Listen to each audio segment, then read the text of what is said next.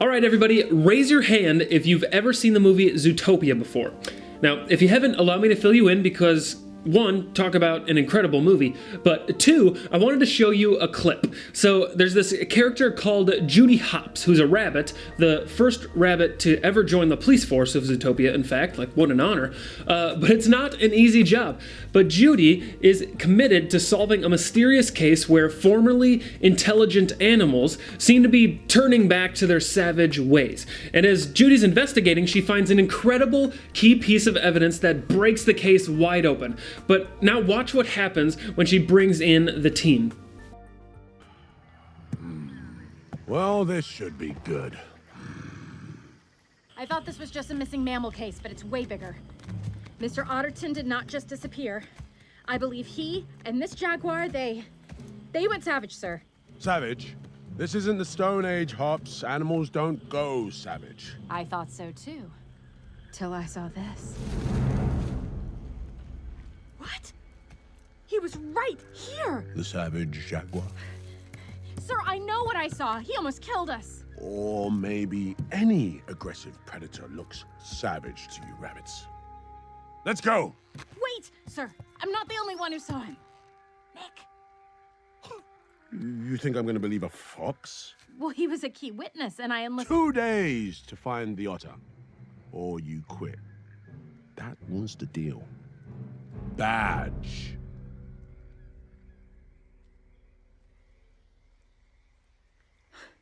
But, sir, we... Badge!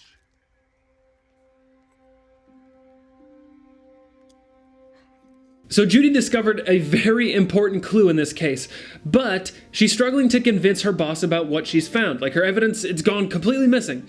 Now, if you've seen the movie before, you know that we're supposed to be on Judy's side because we've seen the same evidence that she has. But in real life, or I guess at least Zootopia real life, I can understand where Chief Bogo is coming from because evidence is important. Like, evidence is super important. Like, think about it. In nearly every area of our lives, investigating and fact-checking others' claims is not only reasonable, but it's celebrated. But when it comes to our faith, asking for evidence, investigating, and fact-checking, it's sometimes looked down on or even shamed. And some people, they even go as far as dismissing Christianity altogether because they say like, well, if I can't know everything intuitively, then it just must not be true. But when does that argument work anywhere else? Like imagine saying that to your math teacher, like, I don't know geometry intuitively, so geometry doesn't exist. Like, it doesn't make any sense. Like, we have to learn, we have to seek out information and ask questions in order to have greater knowledge. Like, a detective doesn't just open a case file for the first time and just dismiss it because the evidence wasn't handed to them on a platter. Like, well, the murderer didn't knock on my door and then turn themselves in, so there just must be no case here. And no. Like, he has to go out looking and ask questions and find his evidence. Like, I'll say it again, in almost every area of our lives, investigating and fact-checking others' claims is totally normal. And yet when it comes to our faith, we're not always willing to look for the answers to the questions that we're asking, which is such a bummer. Like, because it's literally the biggest and most important decision and life choice you could ever make, affecting your eternity. And people are like, yeah, but I don't literally know everything about God and how he does everything, so he just doesn't exist. Like, are you kidding me? Like, that doesn't make sense. Like, it doesn't work like that anywhere else. Like, if we just put in a little bit of effort into looking for answers to the questions that we're asking, like, I promise you'll find evidence. Like, it's everywhere. The evidence of God's hand in his creation is everywhere, and it's so much fun to discover too. Like some of you've probably heard it said before that faith is blind. Like some people talk about faith in God as if faith means just blind trust. But I disagree. Faith isn't blind. Like having faith in God doesn't mean that we can't also have evidence that supports what we believe. Like that's the beauty of Christianity is we can have a confident faith. Like we may not have all of the answers, which requires us to have faith, but we can have confidence that God is real and has the knowledge and answers to fill those gaps for us. And so the more that we seek answers and seek God, like growing closer to him, the more confidence that we'll have. Like we can have confident faith. And now today we're going to continue our conversation about doubts and questions from last week. And last week, if you remember, like we said that you're not alone in your questions, which is so true. Like it's so easy to think that we're the only ones with these thoughts or questions in our head, but you are not alone in your doubts or questions. And we're going to build off of last week's message, which is going to be fun. And this week, we're talking more about our questions and how God responds when people ask for evidence before they choose to believe. And we're going to start by taking a look at a guy who's often used as an example for not having faith and doubting God. He even earned himself the nickname Doubting Thomas. So if you ever thought that you were a bad Christian, at least you don't have the nickname with doubting in it. Like, oh, there he goes again. Hey, what's going on there, Doubting Jordan? Or what's up, No Faith Ellie? Or how's the weather up there, Adam's Apple Jeff? Hey, wait a minute, like that last one was just mean. That didn't have anything to do with doubts. No, I'm just kidding. But anyways, let's open up our Bible to John chapter 20, verses 24 through 29, and we'll learn about Thomas. Now, Thomas, one of the 12, was not with the disciples when Jesus came. So the other disciples told him, "We have seen Jesus." But he said to them, "Unless I see the nail marks in his hand and put my finger where the nails were and put my hand into his side, I will not believe." Then a week later, his disciples were in the house again, and Thomas was with them. Though the doors were locked, Jesus came through and stood among them and said, "Peace be with you." Then he said to Thomas, "Put your finger here, see my hands. Reach out your hand and put it into my side. Stop doubting and believe." And Thomas said to him, "My Lord and my God." Then Jesus told him, "Because you have seen, you have believed. Blessed are those who have not seen and yet have believed." So here's what's happening. Like Jesus has just been crucified and the disciples were devastated. Like imagine, these people thought Jesus had come to save them, but then he died. And so at this point, his followers, they're mourning, they're afraid, and they're probably just a little ashamed to think that, okay, maybe they've been wrong about everything. But then days after his death, stories start to spread that people have seen Jesus, which is just crazy. And so people are starting to get excited, and then Jesus shows up to see all of his disciples, that is, everyone except for Thomas. And so when the other disciples tell Thomas that Jesus is back from the dead, he's a little skeptical. And if I'm being totally honest, I might be too. Kind of like Chief Bogo in Zootopia. Like even though we know, like we have the knowledge that Jesus has resurrected, it's hard to believe that without evidence. Like dead people, they usually stay pretty dead. And so I'm cutting Thomas a little bit of slack here when he says he'll only believe if he sees. Like if he can put his finger through the wounds of Jesus, which I don't know, to me seems a little unnecessary and gross, Thomas, but you know, whatever, you do you. But then look what happens. Like Jesus shows up and not like, "Knock, knock, what's up, boys? Remember me, huh? Yeah? No, he walks through a flippin' wall as if to say like, "Hey guys, remember that time a couple days ago when I told you exactly what was going to happen? Well, it happened. Like I'm God. I'm still faithful and I'm alive." But here's the really cool part that I want us all to look at right now. After Jesus came in, after he walked through that wall and presented himself to Thomas, did he get angry at Thomas for not having more faith? No. Like, did Jesus punish Thomas for not believing the news immediately? No. Like, did Jesus shame Thomas for his questions and doubts? Like, bad Thomas? No. Did Jesus do what Thomas asked? Yeah. Like, he showed Thomas his scars and he let him touch them. And now, for me, as I'm reading this story, like, it's interesting to think about, but I think I'm probably more like Thomas than I am the other disciples. Like, I like evidence, I like knowledge, like being able to experience and feel, see, and touch and really know about things.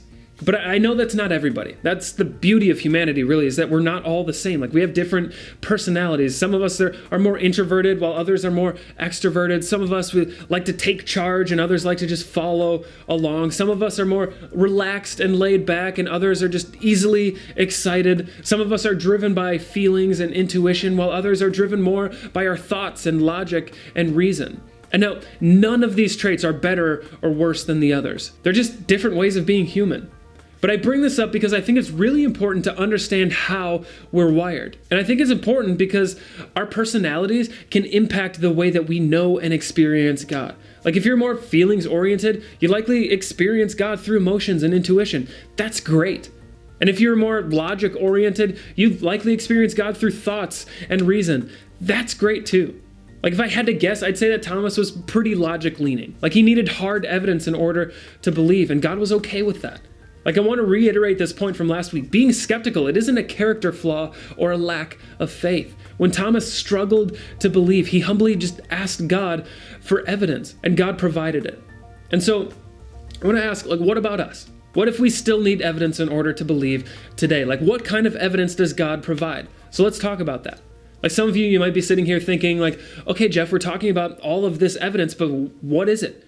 And there is honestly way too much to talk about in this video, way too much even for an entire college course or courses, but I want to share one of my favorite collection of evidences for God working and coming through on his promises in the world. And Mike, he actually gave a full sermon called Can I Trust the Bible a couple years ago and talked about this. And so rather than just repeating what he said, I'm going to show you a clip from that. And if you want to watch the full message, I really encourage you to do that. It's called Can I Trust the Bible? I'll link it down below. It's really good. It talks about some of the physical, historical, archaeological, and literary evidences that we have that gives us complete confidence in the authenticity of Scripture. It's super interesting, super cool stuff, but I'm going to play a short clip from that message where Mike talks about one of my favorite collections of evidence. So take a look. One of the things I think that so many people who want to reject the Bible on the basis of historical inaccuracy, or two of the things that I think they fail to take into account, are historically fulfilled prophecy and the timing, form, and content of the Gospels. I want to talk a little bit about both of those. Historically fulfilled prophecy.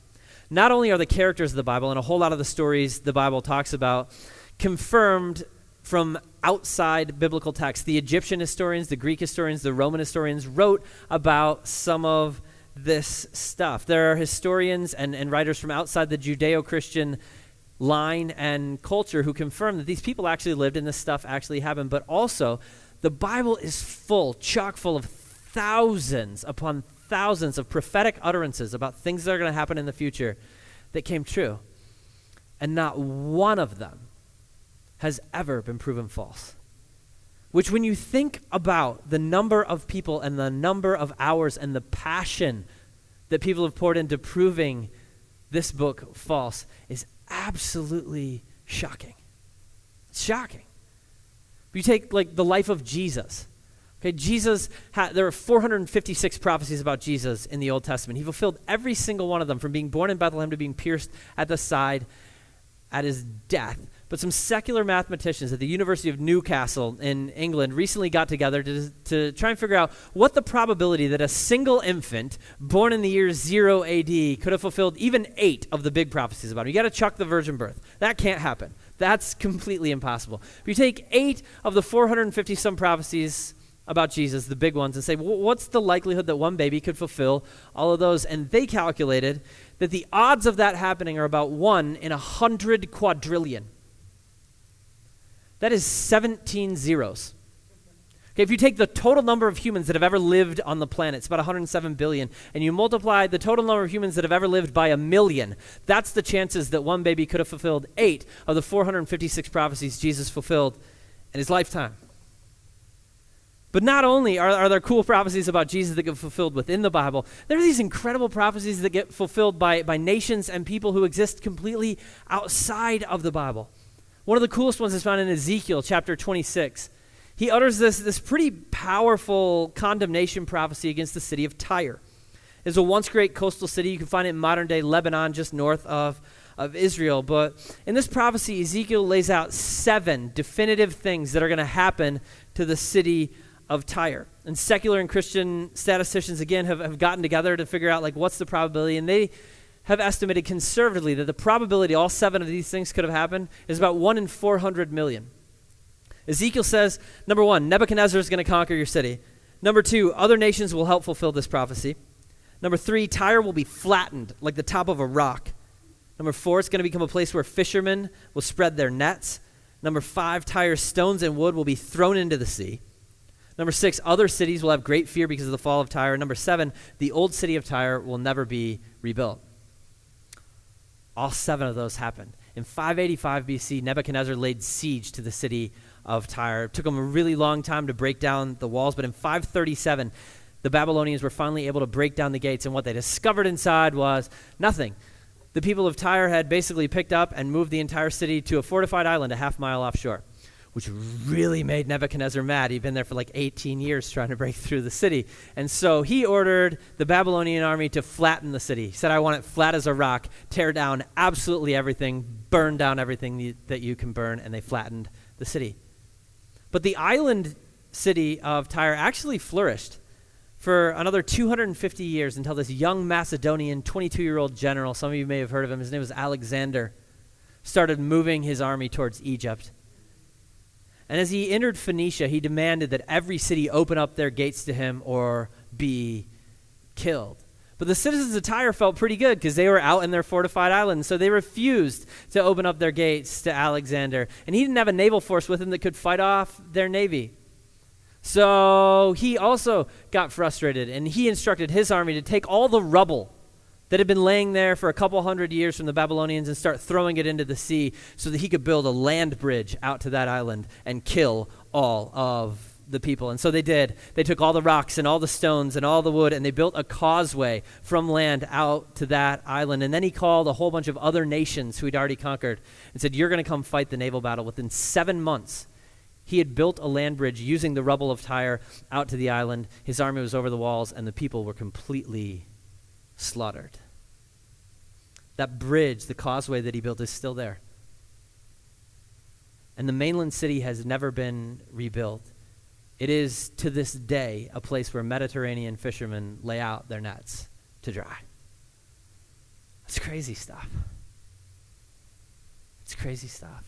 And then you take a look at the Gospels. Matthew, Mark, Luke, and John, these eyewitness accounts of the life of Jesus. And again, chuck everything you know and everything you believe, take the spiritual side out of it from a purely literary critical perspective. The timing, the content, and the form of those 4 books simply preclude the possibility of them being mythology that was written later to help people consolidate power. It's just not possible. For starters, the content or the timing. All of these books claim to be eyewitness accounts, and they reference eyewitnesses. They're inviting hearers and readers in the original audience to go talk to the people who saw it. In Mark 15, he talks about the guy who carried Jesus' cross from the place where Jesus fell to Golgotha, the place of the skull, as the father of Alexander and Rufus. Why? Why would you include that detail? Because Mark is begging people, go ask Alexander and Rufus. You don't believe this happened? They were there. They watched their dad pick up the cross. Go find them and ask them. Alexander and Rufus were there. They saw it. Paul does the same thing over and over again in his letters. He appeals to eyewitnesses who were there. At one point, he's on trial in front of a king named Agrippa. And he looks at him. He says, dude, this stuff was not done in a corner. This stuff was not done in a corner. You don't believe it? Go ask some people. You don't think the tomb is empty? Go look at the tomb. You don't think any of this happened? Walk through Jerusalem and talk to some people. They're there. And the crazy thing about this is, in the first century, it was not just Jesus' supporters. It wasn't just the church who was alive and eyewitnesses. The world was full of Jews and people who hated the movement of Jesus in the world, who would have done anything to squash it. There were plenty of people alive when these books were written with a vested interest in proving them to be untrue.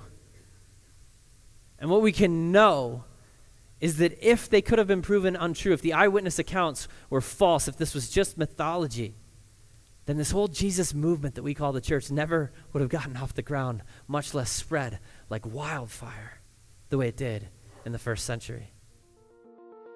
Man, I love that every single time. Like, what's so cool is that isn't it.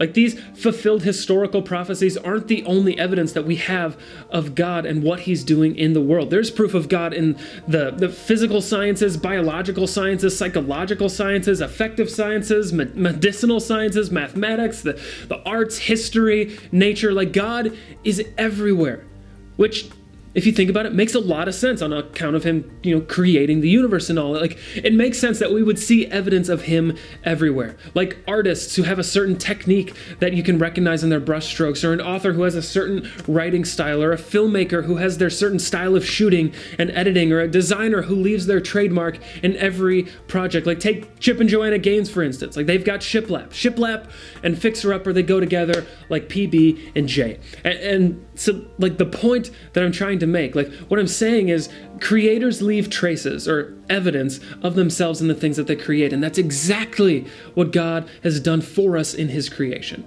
He doesn't just leave us empty-handed and trusting blindly, hoping that we got it right. Like he's given us the gift of himself so that we can have faith and assurance that he is who he says he is.